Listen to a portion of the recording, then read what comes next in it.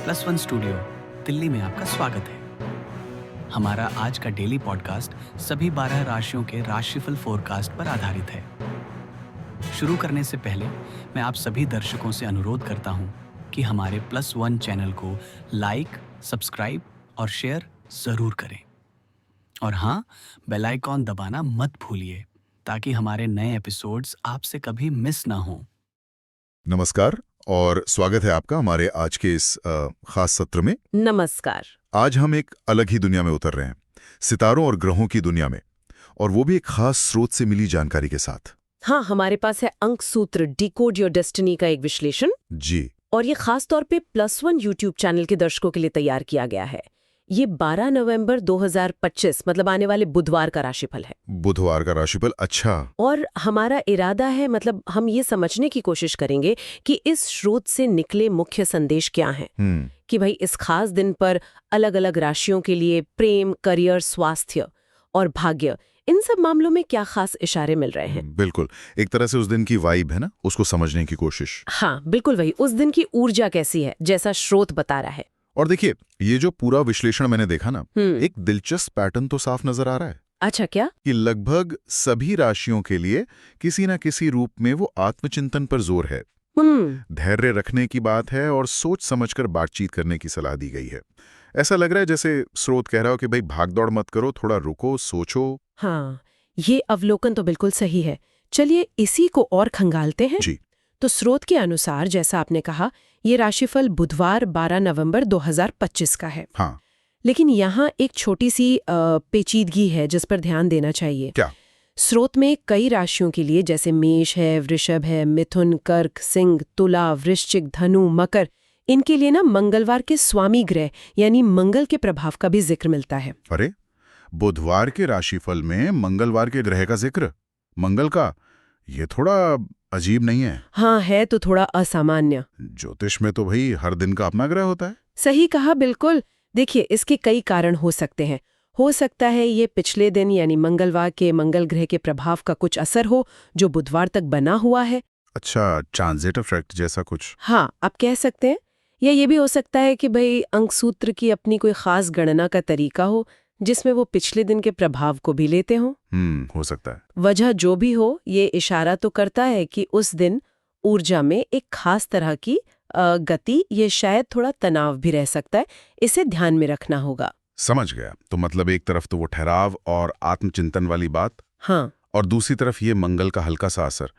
तो इस मिलीजुली ऊर्जा के साथ मुख्य विषय क्या उभर रहे हैं? जैसे अगर हम रिश्तों की बात करें, प्रेम की, स्रोत क्या कहता है? देखिए, प्रेम और रिश्तों के मामले में ज्यादातर राशियों के लिए एक बहुत साफ रुझान दिख रहा है। क्या है वो? सतहीपन से हटकर गहरे और सार्थक संबंध बनाने पर जोर है। स्रोत कह रहा है कि ये समय बड़े बड़े दिखावटी इशारों का नहीं है। अच्छा। बल्कि सच्ची बातचीत, आपसी समझ और वो जो भावनात्मक जुड़ाव होता है ना, उसका है। मेष, वृषभ, मिथुन, कर्क, सिंह, कन्या, तुला, कई राशियों के लिए यही संदेश है। मतलब गहराई ज्यादा जरूरी है। बिल्कुल। और कुछ खास उदाहरण देखें तो जैसे कर्क राशि के लिए, उनके लिए अतीत के रिश्ते या भावनाएं फिर से सामने आ सकती हैं। ओह। हाँ, जो शायद उन्हें कुछ पुरानी अनसुलझी बातों को देखने का मौका दें। और वहीं वृश्चिक राशि के लिए कहा गया है कि रिश्तों में एक जुनून भरी, मतलब बहुत गहरी समझ विकसित हो सकती है। अच्छा। तो कुल मिलाकर रिश्तों में ईमानदारी और गहराई, यही फोकस है। दिलचस्प है। तो क्या यही धीमी और सोची समझी चाल करियर और फाइनेंस के क्षेत्र में भी नजर आती है? क्योंकि आजकल तो हर कोई तेजी से आगे बढ़ना चाहता है। बिल्कुल। करियर के लिहाज से भी स्रोत का संदेश काफी कुछ वैसा ही है। अच्छा। अकेले दम पर हीरो बनने या तुरंत पहचान पाने की जो कोशिश होती है ना, हाँ, उसकी बजाय सहयोग यानी टीम वर्क पर जोर है। पर्दे के पीछे रह के रणनीति बनाने की बात है। स्ट्रैटेजी। हाँ, और कूटनीति मतलब समझदारी से बातचीत करना और लंबी अवधि की योजना पर ध्यान देने की सलाह है। तो ये भी लगभग सभी राशियों के लिए है? हाँ, मेष से लेके मीन तक लगभग सभी में ये प्रवृत्ति दिखती है। कुछ राशियों के लिए तो खास तौर पर कहा गया है, जैसे सिंह, मकर और कुंभ के लिए जी, कि दूसरों का मार्गदर्शन करना या किसी अनुभवी से सलाह लेना भी बहुत महत्वपूर्ण रहेगा। अच्छा। तो हाँ, महत्वाकांक्षा तो है, लेकिन उसे पाने का तरीका थोड़ा अलग, थोड़ा सोच समझकर मिलकर काम करने वाला सुझाया गया है। शायद ये उसी आत्मचिंतन वाले पहलू से जुड़ा है हाँ, कि पहले सोचो फिर कदम बढ़ाओ। बिल्कुल, आप ऐसा कह सकती हैं। और व्यक्तिगत जीवन मतलब अपने अंदरूनी दुनिया के बारे में आपने शुरू में कहा था कि इस पर सबसे ज्यादा जोर है। इसका क्या मतलब है, थोड़ा और समझाएंगे? हाँ, ये वाकई इस पूरे राशिफल का आप कह सकती हैं केंद्रीय संदेश लगता है। लगभग हर राशि के लिए आत्मनिरीक्षण का एक मजबूत आह्वान है। आत्मनिरीक्षण यानी अपने अंदर झांकना। बिल्कुल, अपनी भावनाओं, विचारों, अपनी इच्छाओं, अपने डर, इन सब को बिना किसी लाग लपेट के देखना और समझना। स्रोत कहता है कि ये दिन पुराने पैटर्न मतलब ऐसी आदतें या सोच जो अब आपके काम की नहीं रहीं, हाँ, जो हमें रोकती हैं, हाँ, उन्हें पहचानने और छोड़ने का है।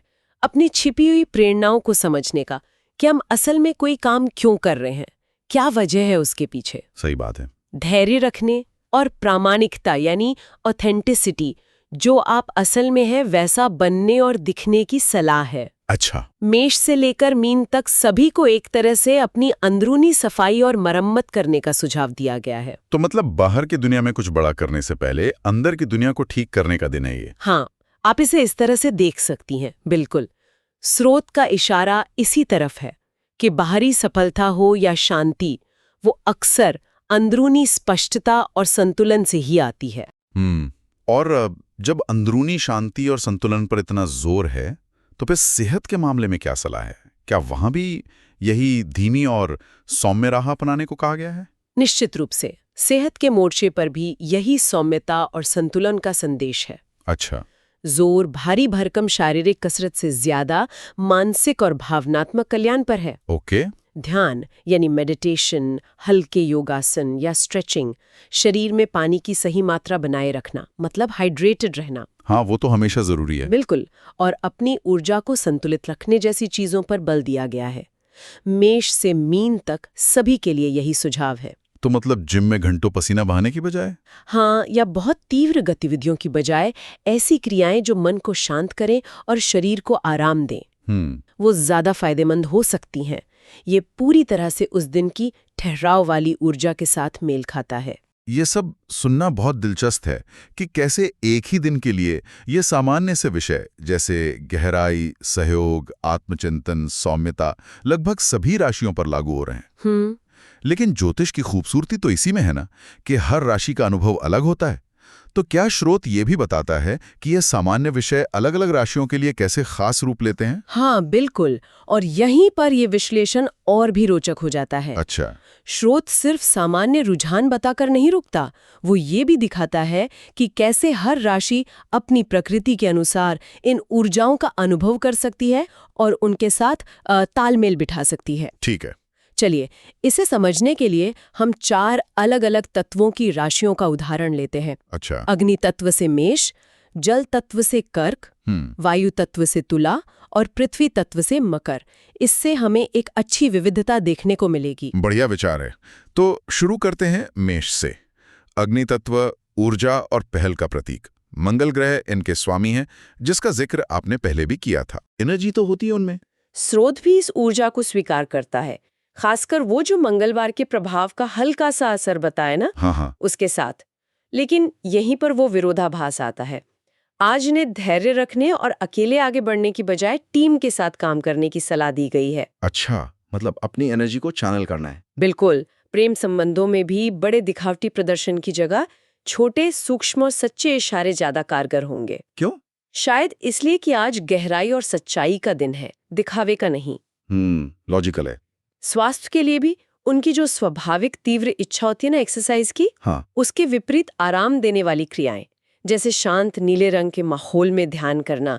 ये नीला रंग शायद मंगल की उग्र ऊर्जा को शांत करने में मदद कर सकता है, ऐसा स्रोत का मानना हो सकता है। अच्छा, रंग भी उपाय है। हाँ, और उपाय के तौर पर ओम शांति मंत्र का जाप भी बताया गया है। भाग्यशाली अंक है 7, 23, 41 और शाम 6 से 8 बजे का समय इनके लिए विशेष हो सकता है। तो मेष राशि वालों के लिए ये एक चुनौती जैसा है। ऊर्जा तो है, पर उसे नियंत्रित करके समझदारी और सहयोग से इस्तेमाल करना है। ठीक है, अब चलते हैं कर्क राशि की ओर। जल तत्व, भावनाओं और सुरक्षा का प्रतीक। चंद्रमा इनके स्वामी हैं। हाँ, कर्क राशि चंद्रमा से प्रभावित होने के कारण स्वाभाविक रूप से बहुत भावनात्मक, संवेदनशील और सुरक्षा चाहने वाली होती है। स्रोत बताता है कि आज उनकी ये भावनात्मक गहराई और बढ़ सकती है। ओहो। प्रेम संबंधों में गहरी और ईमानदार बातचीत बहुत जरूरी होगी, और जैसा हमने पहले कहा था, हाँ, वो अतीत वाली बात। हाँ, अतीत के अनसुलझे रिश्ते या भावनाएं फिर से उभर सकती हैं। ये शायद उन्हें समझने और उनसे आगे बढ़ने का एक मौका हो सकता है। ये तो काफी इंटेंस हो सकता है। हाँ, करियर में उनकी स्वाभाविक सहानुभूति उन्हें एक अच्छा लीडर बना सकती है, जो टीम को समझता हो। व्यक्तिगत स्तर पर स्रोत कहता है कि बचपन की यादें या परिवार से जुड़े कुछ पुराने राज सामने आ सकते हैं। अरे वाह। जो उन्हें आत्मनिरीक्षण के और गहरे स्तर पर ले जा सकते हैं। स्वास्थ्य के लिए जल तत्व की राशि होने के नाते पानी से जुड़ी क्रियाएं, जैसे स्विमिंग, हाँ, तैराकी या बस पर्याप्त पानी पीना, मतलब हाइड्रेटेड रहना, बहुत महत्वपूर्ण बताया गया है। ठीक है। उपाय के तौर पर नरम नीले रंग के कपड़े पहनना, घर में सफेद फूल रखना या कैमोमाइल जैसी शांत करने वाली चाय पीना सुझाया गया है। अच्छा। इनके लिए भाग्यशाली अंक 7, 16, 25 और दिन के दोपहर 2-4 बजे और रात 8-10 बजे खास बताए गए हैं। कर्क राशि के लिए तो ये दिन काफी भावनात्मक और आत्मविश्लेषण वाला लग रहा है, खासकर वो अतीत के जुड़ाव वाली बात। चलिए अब वायु तत्व की प्रतिनिधि तुला राशि पर आते हैं। शुक्र ग्रह इनके स्वामी हैं, जो सौंदर्य, संतुलन और रिश्तों से जुड़े हैं। तुला राशि शुक्र से प्रभावित होने के कारण हमेशा संतुलन, सामंजस्य और सुंदरता की तलाश में रहती है। बिल्कुल। लेकिन आज स्रोत उन्हें एक खास सलाह दे रहा है। प्रेम में सच्ची अभिव्यक्ति महत्वपूर्ण है। सच्ची अभिव्यक्ति मतलब ये कि सिर्फ दूसरों को खुश करने या टकराव से बचने के लिए अपनी भावनाओं को दबाना नहीं, बल्कि ईमानदारी से मन की बात कहना जरूरी है, भले ही उससे थोड़ी देर के लिए संतुलन बिगड़ता हुआ महसूस हो। ये तुला के लिए मुश्किल हो सकता है। हाँ, हो सकता है। करियर में उनकी स्वाभाविक कूटनीति और मध्यस्थता की क्षमता, यानी बीच का रास्ता निकालने की कला, वो बहुत काम आएगी। अच्छा। स्वास्थ्य के लिए संतुलन उनकी कुंजी है, इसलिए योग, ताइची जैसे व्यायाम जो शरीर और मन दोनों में संतुलन लाते हैं। हाँ, जो बैलेंसिंग एक्टिविटीज होती है। बिल्कुल वही उनकी सलाह दी गई है। उपाय के तौर पर हल्का गुलाबी या लैवेंडर जैसे शांत और सुंदर रंग पहनना, प्रेम और शांति का प्रतीक माने जाने वाले रोज क्वार्ट्ज क्रिस्टल को पास रखना या चंदन जैसी सुगंधित धूप जलाना सुझाया गया है। ओके। इनके लिए भाग्यशाली अंकों की सूची काफी लंबी है। 7, 14, 23, 38, 42, 51। बाप रे। हाँ, और भाग्यशाली समय दोपहर 2 से 5 बजे तक बताया गया है। तुला के लिए संतुलन तो महत्वपूर्ण है, पर आज सच्ची अभिव्यक्ति पर ज्यादा जोर है। ये एक दिलचस्प संतुलन साधने वाली बात है उनके लिए। अब अंत में पृथ्वी तत्व की प्रतिनिधि मकर, कैप्रिकॉर्न राशि की बात करते हैं। शनि ग्रह इनके स्वामी हैं, जो अनुशासन, महत्वाकांक्षा और रणनीति से जुड़े हैं। जी, मकर राशि शनि से प्रभावित होने के कारण आमतौर पर बहुत महत्वाकांक्षी, गंभीर और रणनीतिक सोच वाली होती है। हाँ, बिल्कुल। लेकिन आज स्रोत उन्हें कुछ अप्रत्याशित सलाह दे रहा है। क्या? प्रेम संबंधों में थोड़ी चंचल सहजता अपनाने को कहा गया है। मकर और चंचल सहजता, ये तो कॉम्बिनेशन ही अलग है। हाँ, शायद उनकी गंभीर प्रकृति को थोड़ा हल्का करने और रिश्तों में खुशी लाने के लिए। हो सकता है करियर में उनकी स्वाभाविक नेतृत्व क्षमता तो है, पर आज टीम बनाने और दूसरों को सलाह देने या उनका मार्गदर्शन करने पर ज्यादा जोर है। अच्छा, मेंटरिंग जैसा। हाँ, या टीम बिल्डिंग। ये फिर से उसी सहयोग वाले मुख्य विषय से जुड़ता है। स्वास्थ्य के मामले में उनके लिए शारीरिक से ज्यादा मानसिक कल्याण पर ध्यान देना जरूरी बताया गया है, जैसे माइंडफुलनेस यानी वर्तमान क्षण में जीने का अभ्यास करना। ओके। उपाय के तौर पर शनि से जुड़ा गहरा नीला यानी नेवी ब्लू रंग पहनना, स्थिरता देने वाला माना जाने वाला गार्नेट रत्न रखना और महत्वपूर्ण बैठकों से पहले बाधाओं को दूर करने वाले माने जाने वाले मंत्र ओम गंग गणपते नमः का 7 बार जाप करना सुझाया गया है। अच्छा, गणपति मंत्र। जी, इनके लिए भाग्यशाली अंक 7, 18, 29, 41 और भाग्यशाली समय दोपहर 2 से 4 बजे है। तो मकर जैसी गंभीर राशि को भी आज थोड़ी सहजता और टीम वर्क की सलाह दी जा रही है। ये वाकई दिखाता है कि ये दिन की ऊर्जा शायद सभी को थोड़ा धीमा होने और आपस में जुड़ने के लिए प्रेरित कर रही है। उनकी मूल प्रकृति चाहे जो भी हो। बिल्कुल। मतलब हर राशि के लिए सिर्फ सामान्य सलाह नहीं है, बल्कि उनकी प्रकृति को ध्यान में रखते हुए खास मार्गदर्शन और उपाय भी दिए गए हैं। बिल्कुल। और यही बात इस स्रोत को व्यावहारिक बनाने की कोशिश करती है। हाँ। हर राशि के लिए रंग, रत्न, मंत्र, भाग्यशाली अंक और समय जैसे विशिष्ट उपाय और संकेत दिए गए हैं। अब कोई इन पे कितना विश्वास करता है, ये तो व्यक्तिगत मामला है। हाँ, वो तो है। लेकिन इन्हें उस दिन की खास ज्योतिषीय ऊर्जा के साथ तालमेल बिठाने या कम से कम उस ऊर्जा के प्रति सचेत रहने के प्रतीकात्मक तरीकों के रूप में देखा जा सकता है। ये उपाय एक तरह से उस दिन के मूड या थीम को अपने जीवन में उतारने के छोटे छोटे अनुष्ठान जैसे हैं। सही कहा। तो अगर हम इस पूरे विश्लेषण को समेटें तो मुख्य बात क्या निकलती है? देखिए, मुख्य बात ये निकलती है कि 12 नवंबर 2025 के लिए अंक सूत्र के इस राशिफल के अनुसार ज्यादातर राशियों के लिए यह दिन बाहरी भागदौड़ की बजाय अंदरूनी काम का है। अंदरूनी काम मतलब आत्मचिंतन, सोच समझकर संवाद करना, दूसरों के साथ सहयोग करना और सेहत के प्रति एक सौम्य रवैया अपनाना। यह एक तरह से ठहराव, गहराई और तैयारी का दिन ज्यादा लगता है। तैयारी का दिन आगे के लिए। हाँ, शायद। और ये बात ज्योतिषीय पूर्वानुमानों की प्रकृति पर भी रोशनी डालती है। कैसे? अक्सर वे किसी विशेष समय के व्यापक विषयों या ऊर्जा चक्रों को दर्शाते हैं जो कई लोगों पर अलग अलग तरीकों से लागू हो सकते हैं। जैसा कि स्रोत खुद भी शायद अंत में कहता है, या कम से कम ज्योतिष का एक सामान्य सिद्धांत है कि क्या? ग्रह दिशा दिखाते हैं लेकिन मंजिल हमेशा आपके कर्म तय करते हैं। वाह, ये बहुत गहरी बात है। हाँ, ये एक बहुत महत्वपूर्ण संतुलन की बात है। बाहरी प्रभावों और संकेतों को समझना, लेकिन साथ ही अपनी व्यक्तिगत एजेंसी यानी अपनी इच्छा शक्ति, अपना विवेक और कर्म करने की जो क्षमता है उसका उपयोग करना। ये लोगों को प्रोत्साहित करता है कि वे इन ऊर्जाओं को अपने जीवन में देखें और फिर खुद तय करें कि वे इनका उपयोग कैसे करना चाहते हैं। ये बहुत ही संतुलित और आप कह सकते हैं सशक्त करने वाला नजरिया है।